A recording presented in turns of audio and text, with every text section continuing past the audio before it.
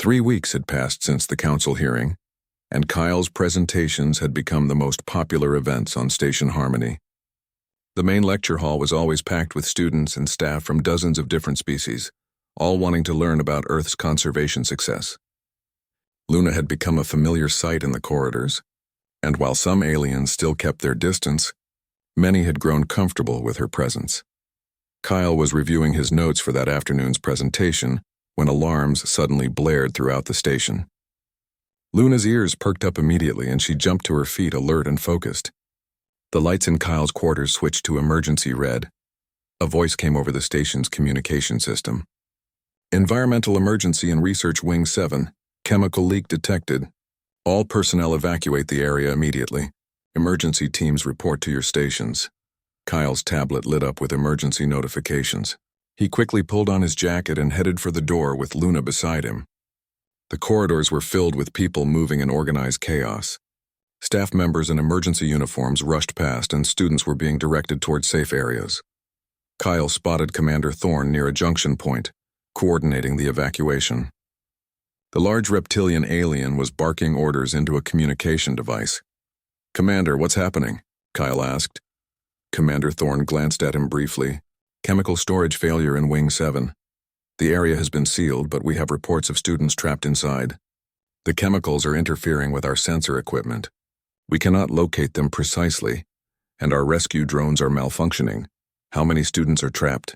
At least 5, possibly more. We are preparing a rescue team, but the chemical cloud is dense. Our people need protective gear and visual guidance, which is difficult when we cannot see through the contamination." Luna suddenly pulled toward the corridor that led to Wing 7. She whined softly, her nose working as she sniffed the air. Kyle felt his heart race as he understood what she was sensing. "Commander, Luna can smell them." Commander Thorne turned to face Kyle fully. "What are you saying?" "Wolves have an incredibly powerful sense of smell. They can track scents across enormous distances and through challenging conditions. If there are people in that wing, Luna can find them." "Absolutely not," Commander Thorne said immediately. "I will not risk a civilian and an animal in a hazardous environment. Commander, with respect, your equipment isn't working. Every second those students are in there, they're breathing contaminated air. Their life support is failing. Luna might be their only chance." Luna pulled harder toward Wing 7, whining with urgency. Her whole body was tense, focused on something only she could detect. Kyle had seen this behavior before during training exercises.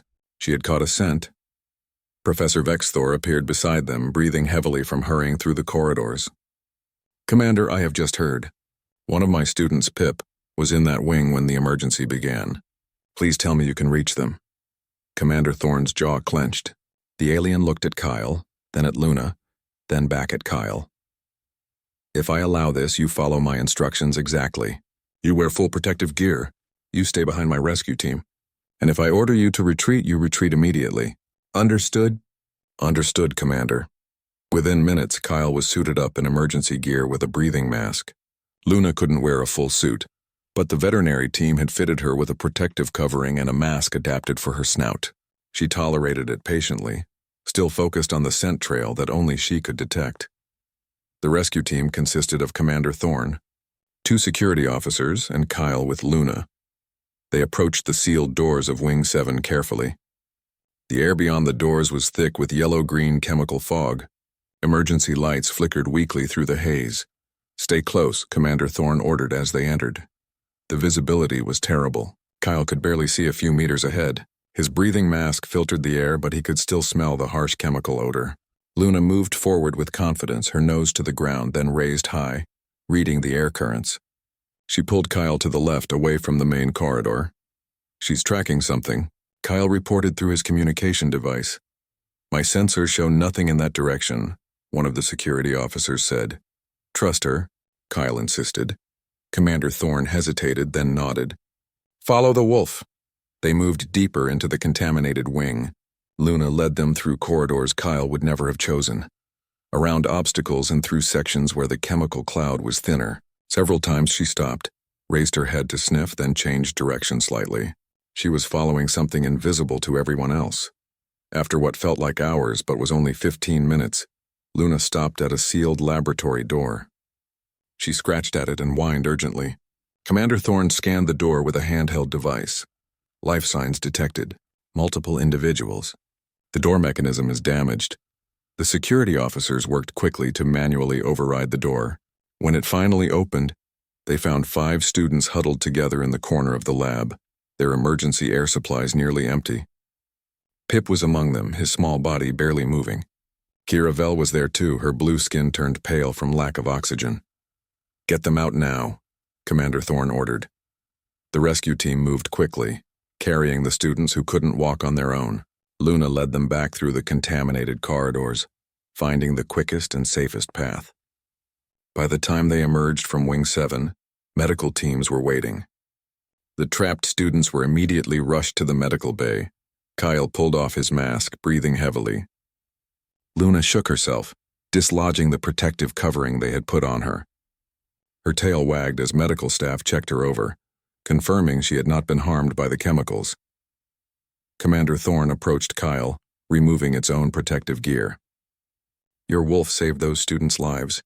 Our equipment failed, but her natural abilities did not.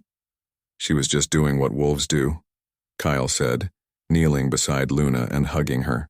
"Tracking, following scents, finding what's lost. It's in her nature." Within hours, news of the rescue had spread throughout the station. When Kyle visited the medical bay to check on the rescued students, he found all 5 recovering well. Pip was awake, breathing normally now, his small body no longer trembling from fear or oxygen deprivation. "Kyle Morrison," Pip squeaked softly. "They tell me your wolf found us," Kyle nodded. "Luna tracked your scents through the chemical cloud. She knew exactly where you were." Pip's eyes filled with tears. "I was so afraid when we were trapped. I thought we would die there. And I was afraid of her when you first arrived. I thought she was a monster. And now?" Kyle asked gently. "Now I think she is a hero." Pip looked past Kyle to where Luna sat in the doorway, not allowed inside the medical bay but watching carefully. "May I thank her?" The medical staff made an exception, allowing Luna to enter briefly. The small alien reached out with a trembling paw and touched Luna's nose. Luna remained perfectly still, letting Pip make contact at his own pace. "Thank you for saving my life," Pip whispered. Luna's tail wagged softly. She lowered her head and very gently licked Pip's paw, causing the small alien to squeak with surprise and then laugh through his tears. Kira Vel, lying in a nearby bed, smiled weakly. "She is not just a wolf. She is our wolf now." Later that evening, Kyle stood in his quarters looking out at the stars again. The official report had been filed. Luna's actions during the emergency would be added to the station's permanent records. Commander Thorne had personally commended both Kyle and Luna for their bravery, but more importantly, something had changed on Station Harmony. The fear that had followed Luna through the corridors was fading, replaced by respect and gratitude. The aliens had seen what Kyle had been trying to explain all along. Wolves were not monsters. They were intelligent, capable creatures who could work alongside people to do incredible things. Luna rested beside Kyle, tired from the day's events but content. Kyle stroked her fur, feeling grateful for the bond they shared. She had been his companion, his friend, and his teacher. Now she was a hero to an entire station of alien beings who had thought her kind was lost forever. Tomorrow, there would be ceremonies and interviews and more questions to answer. But tonight, Kyle simply sat with Luna and felt proud, not just of her but of all humanity. They had made terrible mistakes with the wolves, nearly destroying them entirely, but they had also learned, changed, and fought to bring them back. The wolves had returned. And now, the galaxy knew they were here to stay. Kyle Morrison stood at the entrance of Station Harmony's main docking bay, his hand resting gently on the head of the large gray wolf beside him. Luna sat calmly, her golden eyes watching the busy crowd of alien students and staff moving through the corridor. After months of paperwork and countless video calls with station administrators, they had finally arrived. The station was bigger than Kyle had imagined. Tall ceilings stretched high above them, and transparent walls showed the stars beyond. Aliens of every shape and size walked past, some on 2 legs, others on 4 or more. Kyle had studied many species before coming here, but seeing them in person was different. His heart beat faster with excitement. Luna shifted her weight and looked up at him. Kyle smiled down at her. They had been together for 3 years now, ever since he joined the wolf conservation program back on Earth. She was more than a pet to him. She was family. "Ready, girl?" he whispered. A loud chirping sound made Kyle turn. An insect-like alien approached them, its multiple eyes fixed on Luna. The creature stood about as tall as Kyle, with smooth brown armor covering its body. 4 arms held a digital tablet and its antennae twitched nervously. "You are Kyle Morrison?" the alien asked in perfect English, though its voice sounded like wind chimes. "Yes, sir. I'm here to join the Advanced Predator Studies program." The alien's antennae bent backward. "I am Professor Vexthor. I will be your primary instructor." The professor's eyes moved to Luna again. "And this is the animal mentioned in your application?" "Yes, this is Luna. She's a gray wolf from Earth." Professor Vexthor made a clicking sound. "Impossible. Our records show that wolves have been extinct for over 40 years. This must be a domestic dog, perhaps a hybrid of some kind." Kyle had expected this reaction. He pulled out his tablet and showed the professor Luna's genetic profile. "The records are wrong, sir. Wolves were nearly extinct, that's true. But we brought them back. Conservation programs across Earth have been reintroducing wolves into their natural habitats for the past 20 years. The professor took the tablet with one of its 4 hands and examined the data. Its antennae straightened with what Kyle guessed was surprise. "These genetic markers are indeed consistent with historical wolf DNA. But how is this possible? The Galactic Council's database clearly states that humanity eliminated all wolf populations by 2089. "We almost did," Kyle admitted. "We made terrible mistakes. We hunted them, destroyed their homes, and pushed them to the edge of extinction. But then we realized what we had done. We changed our ways. We protected the few wolves that remained and helped their numbers grow again. It took decades of hard work, but we saved them." Before Professor Vexthor could respond, a loud alarm blared through the corridor. Red lights flashed above them. Kyle's hand instinctively moved to Luna's collar as the wolf stood up, alert but calm. A large reptilian alien in a security uniform rushed toward them. Its scales were deep green and its eyes were sharp and focused. "Category 5 predator detected," it announced, its voice deep and commanding. "All personnel maintain safe distance." "Commander Thorne," Professor Vexthor said quickly. "This is the student I informed you about." Kyle Morrison and his companion animal. Commander Thorne stopped a few meters away, its eyes locked on Luna. "That is not a companion animal. Our scanners identify it as a wolf, an apex predator from Earth. Wolves are extinct and classified as too dangerous for station environments." Kyle stepped forward, keeping his voice steady. "Commander, I have all the necessary clearances. Luna is fully trained and has passed every behavioral test required by station regulations. She's been with me through 2 years of university and has never shown any aggression." "The database says wolves are extinct," Commander Thorne repeated, its tail swishing behind it in agitation. "The database is outdated," Kyle said firmly. He pulled up more documents on his tablet. "Here are her medical records, training certifications, and approval from both Earth's Wildlife Authority and the station's own review board. Everything was approved 3 months ago." Commander Thorne took the tablet and studied it carefully. Luna sat perfectly still, her ears forward but her body relaxed. Several other aliens had gathered at a safe distance, watching with obvious curiosity and fear. One of them, a small amphibious creature with blue skin and large eyes, spoke up. "Is it true that wolves can kill creatures much larger than themselves?" Kyle looked at the speaker, who wore a student uniform. "Wolves are hunters, yes. In the wild, they work together in packs to hunt prey. But Luna has been raised around people. She understands that we're her pack now. She would never hurt anyone here. Can it understand us?" another student asked, this one resembling a bird with bright orange feathers. "She can understand tone and some words," Kyle explained. "She's very intelligent. Wolves have complex social structures and communication methods. They're one of Earth's most successful predators, but also one of the most misunderstood." Commander Thorne handed the tablet back to Kyle. "Your paperwork appears to be in order. However, I will be monitoring this situation closely. Any sign of dangerous behavior, and the animal will be removed from the station immediately. Is that clear?" "Crystal clear, Commander." "Thank you." The security chief nodded once and walked away, though it kept glancing back at Luna. The alarm stopped, and the red lights faded. Slowly the crowd began to move again, though most aliens gave Kyle and Luna a wide space. Professor Vexthor made a thoughtful clicking sound. This will be quite interesting. In all my years of teaching, I have never had a student bring an extinct species to class. The professor bent down slightly, examining Luna from a safe distance. She is beautiful in a terrifying way. Those teeth are impressive, Kyle smiled.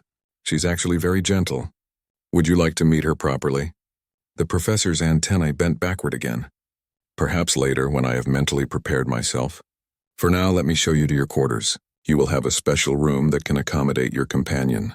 Then tomorrow, you will attend your first class. I suspect Luna will generate significant discussion. As they walked through the station's corridors, Kyle noticed how aliens of every species stopped to stare. Some pointed, others backed away quickly, and a few took pictures with their devices. Luna walked calmly beside him, unbothered by the attention. A small alien, no bigger than a house cat and covered in soft gray fur, squeaked and hid behind a taller companion as they passed. Kyle felt a pang of sadness. He knew this would be difficult. These beings had been taught that wolves were gone forever, destroyed by human carelessness. Now he had to prove that humanity could do more than destroy. They could also protect, nurture, and bring back what they had almost lost. Kyle looked down at Luna, who gazed back at him with trust in her golden eyes. Together they would show the galaxy that extinction did not have to be permanent. They would show them that humans could learn from their mistakes. And they would prove that even the fiercest predator could be a friend. Their journey at Station Harmony was just beginning. The news spread through Station Harmony like wildfire. By the next morning, everyone knew about the human who had brought an extinct predator to the station. Kyle woke to find hundreds of messages on his tablet.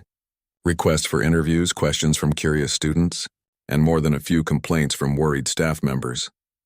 Luna stretched beside his bed, yawning to show her impressive teeth. Kyle scratched behind her ears as he read through the messages. One caught his attention immediately. It was from Counselor Drex demanding that Kyle appear before the station council that afternoon to justify Luna's presence.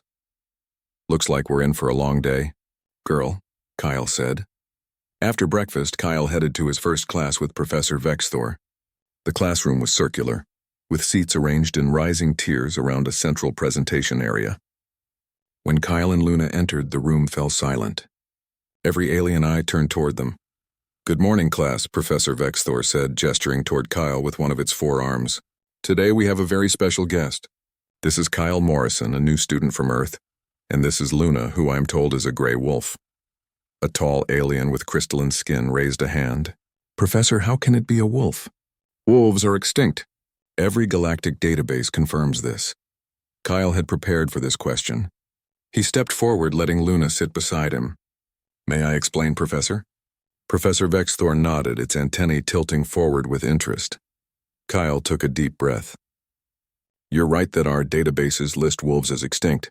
In the year 2089, the last wild wolf populations on Earth were believed to have died. We humans had hunted them for centuries. We feared them, killed them, and took away their hunting grounds to build our cities.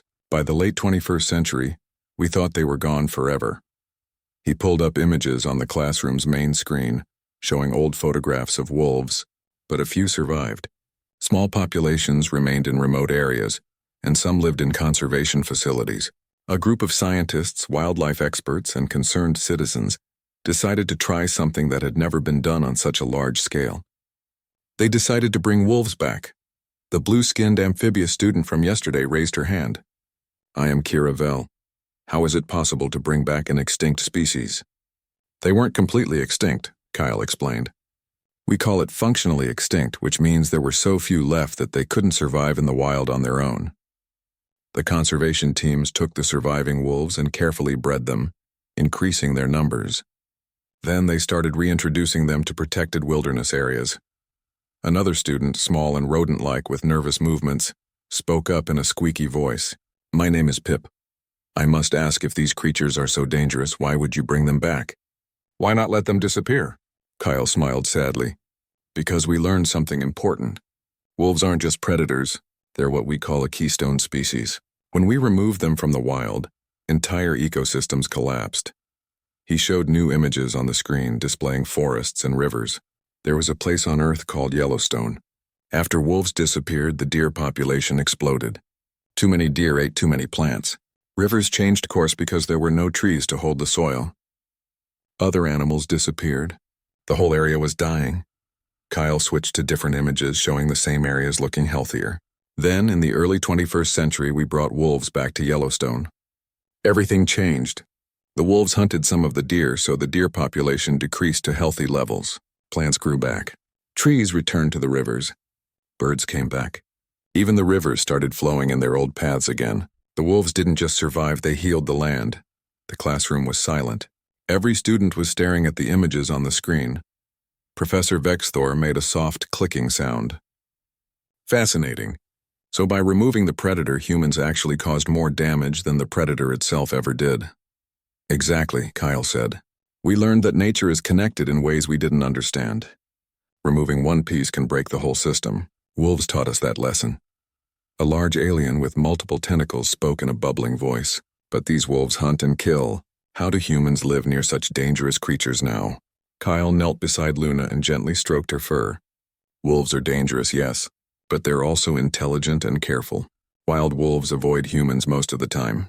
They're actually afraid of us, and with good reason after what we did to them. Attacks on humans are extremely rare. We learn to give them space, to protect their territory, and to respect them.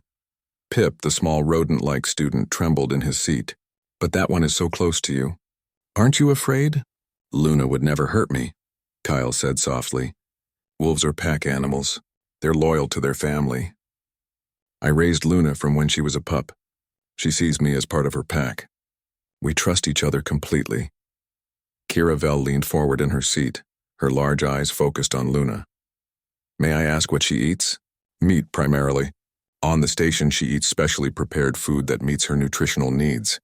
In the wild, wolves hunt animals like deer, elk, and smaller prey. So she still has the instinct to kill? Another student asked nervously. Yes, Kyle answered honestly. She's still a predator. But having the instinct doesn't mean she acts on it inappropriately. Humans have many instincts too, but we've learned to control them. Luna has been trained since she was very young. She knows the difference between appropriate and inappropriate behavior. Professor Vexthor approached Luna carefully, keeping a respectful distance. Remarkable.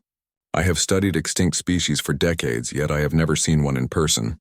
Your species' ability to restore what was lost is truly impressive. Thank you, Professor. But we're not done yet. Many species on Earth are still in danger. We're working to save them before it's too late. We've learned from our mistakes with the wolves. The class continued for another hour, with students asking questions about wolves, conservation, and Earth's environmental recovery. By the end, Kyle noticed that some of the fear in the room had changed to curiosity. Even Pip seemed slightly less terrified, though he still kept his distance. As the class ended, Professor Vexthor approached Kyle. You have a council meeting this afternoon, yes? Yes, Professor. Counselor Drex wants to review Luna's presence on the station. The professor's antennae drooped slightly. Counselor Drex is very traditional. He believes strongly in following established rules and databases. Convincing him will not be easy. I have to try, Kyle said. Luna deserves to be here, and the galaxy deserves to know the truth about what happened to the wolves. Kiravel approached them, moving slowly and carefully. Kyle, may I come to the council meeting? I would like to speak in support of Luna staying. Kyle felt a warmth in his chest. Really, you'd do that? What you showed us today was important, Kira said. If humans can bring back a species from extinction, then perhaps there is hope for my world too. We have lost many creatures to industrial expansion. Maybe we can learn from Earth's example. Other students began to gather, expressing similar sentiments. Not all of them, some still looked frightened and unconvinced. But enough students wanted to support Kyle that he felt hope rising in his heart. Luna stood and shook herself, her fur rippling. Several students jumped back, but a few, including Kira, held their ground. Thank you, Kyle said to all of them. Your support means everything. Let's show the council that Luna isn't a threat. She's a teacher. She's living proof that making mistakes doesn't have to be the end of the story. We can fix what we break. We can bring back what we lose. That's the real lesson here. As they left the classroom, Kyle noticed Pip watching from the doorway. The small alien looked at Luna with wide eyes, still afraid but also curious. Kyle smiled at him encouragingly. Change took time, he knew. But it was already beginning. The council chamber was intimidating. It was a large room with high ceilings and a half-circle of elevated seats where the council members sat. Kyle stood in the center with Luna beside him, feeling small under the bright lights. Around the edges of the room, dozens of students and staff had gathered to watch, including Kiravel and several others from his class. Counselor Drex sat in the center seat. He was a Voltan, a species that resembled large birds with sleek feathers and sharp, intelligent eyes. His plumage was deep blue with silver markings that indicated his high rank. He looked down at Kyle with an expression that was hard to read. "Kyle Morrison," Counselor Drex said, his voice clear and formal. "You have brought a Category 5 predator onto this station without proper authorization." "With respect, Counselor, I have full authorization," Kyle replied, keeping his voice calm. "All my paperwork was approved by the station's review board 3 months ago." Counselor Drex ruffled his feathers. "The authorization was granted under false pretenses. You claim to be bringing a wolf, a species our databases clearly mark as extinct. What you have brought is clearly something else, perhaps a dangerous hybrid or a mislabeled creature." Kyle pulled up documents on the chamber's main display. "These are Luna's complete genetic records, verified by 3 independent laboratories on Earth and 1 on Mars colony. Her DNA matches historical wolf samples with 99.8% accuracy. She is a pure gray wolf, Counselor. The databases are simply wrong." A murmur went through the watching crowd. Counselor Drex leaned forward, his eyes narrowing. "Are you suggesting that the Galactic Council's official records contain errors?" "Yes, Counselor, I am." Kyle stood straighter. "The records state that wolves went extinct in 2089. That was true at the time. But it's not true anymore. Humanity has spent the last 40 years bringing wolves back from the edge of extinction. We have thriving wolf populations in protected areas across Earth, and even on some colony worlds now." Another council member, a gelatinous alien that shimmered with purple light, spoke up. "If what you say is true, why were the records never updated?" "Because we didn't think to notify the Galactic Council," Kyle admitted. "This was an internal Earth matter. We were focused on the conservation work itself, not on updating databases. That was an oversight on our part, and I apologize for any confusion it caused." Counselor Drex made a harsh clicking sound with his beak. "The issue is not just outdated records. The issue is safety. You have brought an apex predator onto a station with thousands of inhabitants, from species that have never encountered such creatures. This animal could cause panic or worse, harm someone." "Luna has never harmed anyone," Kyle said firmly. "She has been around humans, including children, for her entire life. She's been trained extensively and has passed every behavioral evaluation." "Training can fail," Counselor Drex countered. "Instincts can override training. This creature is a killer by nature." Kyle felt anger rising in his chest but forced himself to stay calm. Yes, wolves are predators. But being a predator doesn't make Luna evil or uncontrollable. Many species represented on this council are predators too. The Kryn are predators. The Zentari are predators. Being a predator is simply a role in an ecosystem, not a moral judgment. Professor Vexthor, who sat in a special observer seat, made an approving clicking sound. Counselor Drex's feathers ruffled again, clearly annoyed. Before the counselor could respond, Kiravel stood up in the audience area. "Counselor Drex, may I speak?" Counselor Drex looked surprised but nodded. "You may address the council, Student Kiravel." Kira stepped forward, her blue skin shimmering under the lights. "I was afraid of Luna when I first saw her. She is large and has frightening teeth. But today Kyle taught us about wolves and what they mean to Earth's ecosystems. I learned that removing wolves nearly destroyed entire forests and rivers. I learned that bringing them back healed the land. This is not just about one animal, Counselor. This is about humanity's ability to fix their mistakes." Another student stood up. "It was the tentacled alien from class. My world is facing ecological collapse due to over-harvesting of our oceans. If humans found a way to restore balance to their world, we need to learn from them. Luna is a living example of that success." More students began to stand, one after another, speaking in support of Kyle and Luna. Even some staff members nodded in agreement. Counselor Drex looked increasingly uncomfortable. Finally, a small, trembling voice spoke up. "I am still afraid of the wolf." Everyone turned to see Pip, the tiny, rodent-like student standing near the back of the chamber. He was shaking, but he continued speaking. "She is much bigger than me, and I know that wolves eat creatures like me in the wild. But I want to learn. I want to understand. If we send her away because she scares us, then we learn nothing. Fear should not stop education. The chamber fell silent. Kyle felt a surge of respect for the small student. Speaking up when you were afraid took real courage. Counselor Drex looked around the chamber, seeing the support Kyle had gained. He ruffled his feathers one more time, then sighed. Very well, Kyle Morrison. Your wolf may remain on the station provisionally. However, there will be conditions. I'll accept any reasonable conditions. Counselor, Kyle said. First, you will present a full educational program about wolves and Earth's conservation efforts to the entire station. If we are to accept an extinct species in our midst, everyone must understand what that means. Second, Luna must be monitored at all times. Any aggressive behavior will result in immediate removal. Third, you will work with our database administrators to correct the records regarding wolves and any other species that humans have recovered. Is this acceptable? Kyle felt relief wash over him. Yes, Counselor. Thank you. Do not thank me yet, Counselor Drex said. You have taken on a great responsibility. These people are now counting on you to prove that humanity can be trusted with the power to bring back extinct species. Do not disappoint them. I won't, Counselor. I promise. The council session ended, and immediately students surrounded Kyle, asking questions and congratulating him. Luna remained calm throughout it all, though her tail wagged slightly when Kira carefully reached out to touch her fur. She is so soft, Kira said, wonder in her voice. I did not expect that. Other students gathered the courage to approach. Even Pip came closer, though he stayed well back and his whole body trembled. Luna looked at the small alien and, very slowly, lowered herself to the ground, making herself smaller and less threatening. It was something wolves did naturally to show they meant no harm. Pip's eyes widened. She knows I am afraid.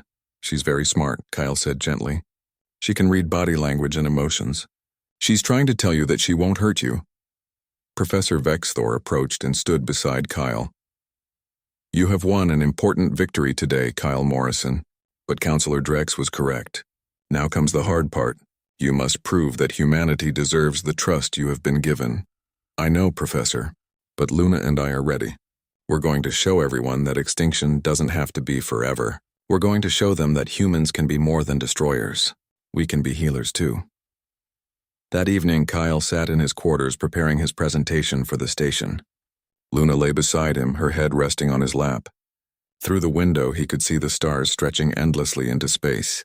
Somewhere out there were other worlds with their own endangered species, their own ecological crises. If he could teach these people what Earth had learned, maybe they could save their worlds too. Luna huffed softly in her sleep, dreaming of running through forests that had almost disappeared forever. Kyle stroked her fur and smiled. They had come so far already, and their real work was just beginning. Tomorrow he would start teaching the galaxy about wolves. He would tell them about the mistakes humans made and how hard they fought to fix them. He would show them that hope was not lost even when everything seemed darkest. He would prove that life, once pushed to the edge, could come roaring back stronger than ever. The wolves had returned to Earth, and now they had reached the stars.